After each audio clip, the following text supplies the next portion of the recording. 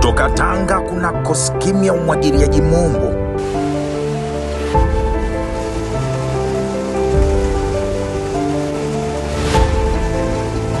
Maji yanachemka, mashamba yanachanua na matumaini hapa yananena.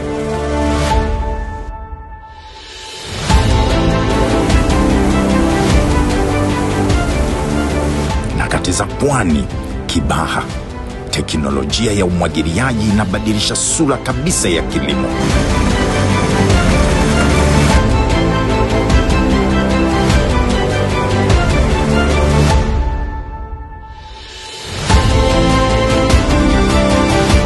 Nafika Tabora, Igunga, jua linawaka, lakini maji yanathibitisha mavuno yanayoongezeka.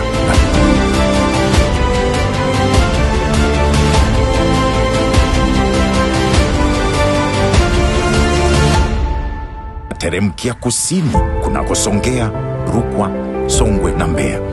Kote huku kuna utukufu unaobeba zaidi ya hekta milioni 29.6 za ardhi ya umwagiliaji. Sasa ninaona tumeamua kuwekeza zaidi, kuboresha, kuona fursa kubwa katika kilimo.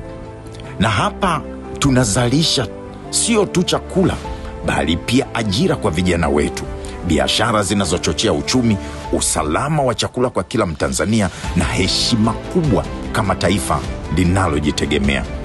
Huu ni wakati wa kutambua kilimo kinabengika.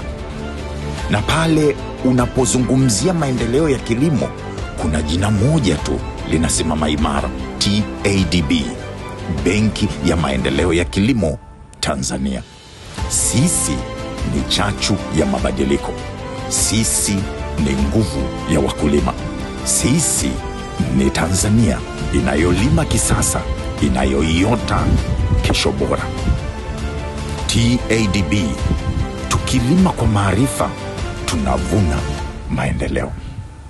Hapa ndipo tunaposema kila mmoja kwenye nafasi yake anaweza. Kilimo kinabengika.